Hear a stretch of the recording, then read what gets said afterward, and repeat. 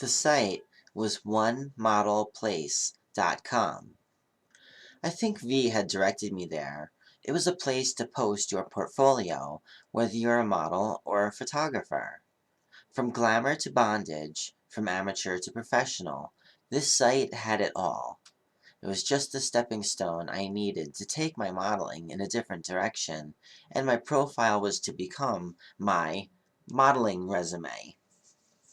Calls and emails started pouring in the same day as I made myself known. I don't know if because I was a new face, or because people actually saw potential in me. All I know is that I was now getting an excess of 1 to 400 emails a day. From my MySpace page to my Sexy Jobs profile, from my still active Yahoo dating account to my new One Model Place resume, it usually took me several hours a day just to answer all my messages. I was now beginning to shape a career in every aspect of the industry, though by the end of the month, I was a little more likely to refer to it as the lifestyle. This was the type of social flow I felt I needed to take this lifestyle full time. In the beginning, I was quite worried that had I left my day job before I was established, that I'd only sit around while waiting for work to come in. But not anymore.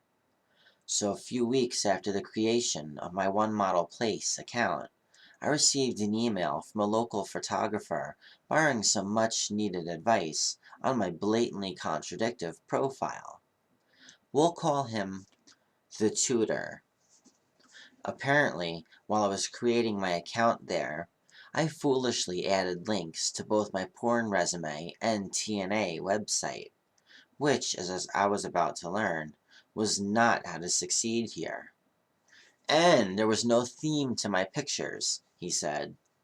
It was just a bunch of mixed up headshots and tasteless other pics that surely weren't going to get me in the direction I was hoping to go. The tutor said that he saw potential in me, but that the above issues really needed to be taken care of first. He even agreed to set up a meeting at my apartment to help organize my portfolio and even take some photos.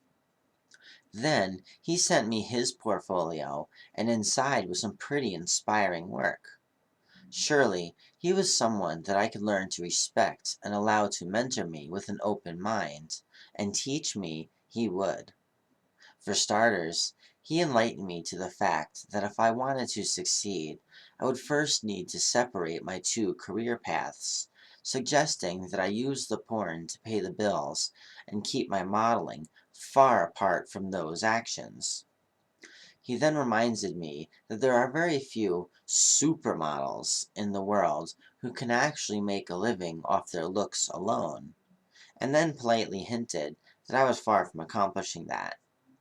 He also informed me that it's nearly impossible to ever undo being on the internet, implying that I might have already blown my chances with my smut currently available. But rest assured, he said, none of that means that I still can't enjoy a rewarding career in photography while learning a few things along the way.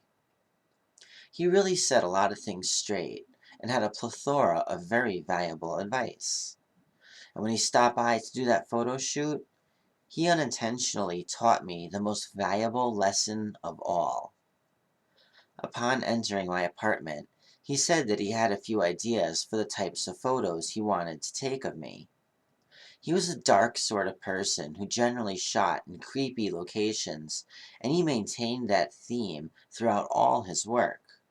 He always shot in crystal clear clarity, the dirtiest and most dimly lit areas where the models were often found in very bizarre situations. His pictures always told something of a story. He said that the trick to getting a good photograph is to capture a moment, not a pose, and the key to that is to find a moment which, if captured, will drive the onlooker to actually stop and think. Simple glamour shots were nice and all, but they often get very boring very quickly. So when it came time for the shoot, He was rather adamant on wanting to do so in my one-room abode, but I just wasn't feeling it, not after seeing what he was capable of. I told him this repeatedly until he finally agreed with me and packed up his gear, and without ever realizing the impact his words were about to have on me, he said, "Well, until you convinced me that this place sucked, I was actually thinking that I could get a few really nice shots of you near the windowsill, as well as some here under the archway. But since you told me how much it would suck, I now believe you." The lesson was perception. Forced perception. To put it in simple terms, think about it this way. If you're happy, you exude happiness onto others, right? So if you consciously exude happiness, and it is your goal to make those around you happy as well, in doing so, you have just controlled another person's environmental assessment.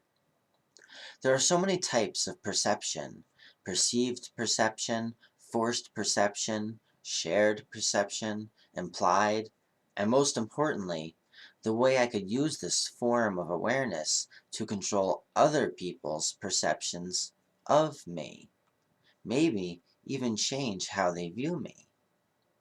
I figured that if I could knowingly radiate female vibes, perhaps I could somehow control the way people saw me. And I'm not just referring to acting ladylike. I'm talking about bombarding the other person with female vibes and thoughts. This was the most basic tool and the first spiritual power that I gained from my time here.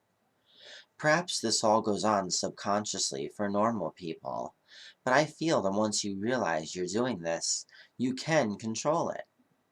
I'd even learn one day how to reverse my own perception and use it as a form of empathy onto others, allowing me to read so deeply into another person that I was able to tell what they were thinking about or focusing on without their say-so.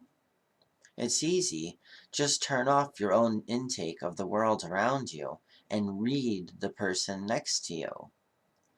Controlling perception is all about influencing someone to see things the way you want them to see them.